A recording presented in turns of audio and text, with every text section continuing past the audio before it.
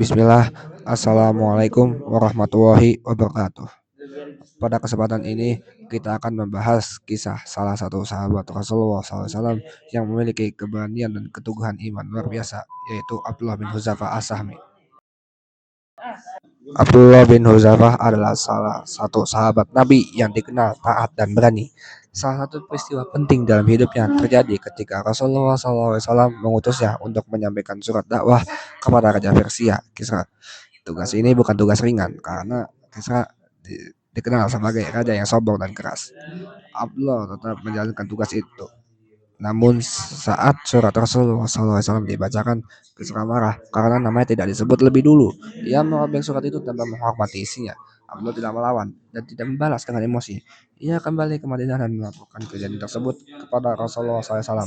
Rasulullah kemudian mendoakan agar kekuasaan Kisra dihancurkan, dan beberapa waktu kemudian kerajaan Persia benar-benar runtuh.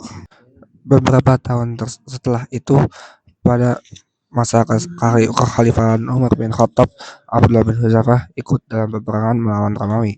Dalam pertempuran tersebut, ia tertangkap dan dibawa menghadap Kaisar Romawi. Kaisar Romawi mencoba membujuk Abdullah agar meninggalkan Islam dan masuk ke dalam agama Nasrani. Sebagai imbalannya, ia dijadikan harta dan kedudukan. Namun, Abdullah dengan tegas menolak. Ia mengatakan bahwa lebih baik mati daripada meninggalkan agamanya. Karena gagal membujuk, Kaisar mulai mengancam dan menyiksanya. Abdullah diikat dan diancam akan dibunuh. Bahkan ia diperlihatkan seorang tawanan muslim lain yang dicelupkan ke dalam minyak panas hingga meninggal dunia.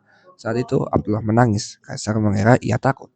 Namun ternyata Abdullah menangis bukan karena takut mati, melainkan karena ia sedih hanya memiliki satu nyawa untuk dikorbankan di jalan Allah.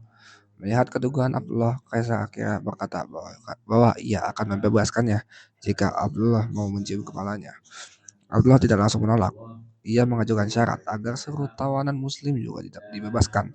Kaisar menyetujui syarat tersebut. Abdullah pun mencium kepala Kaisar dan semua tawanan muslim dibebaskan.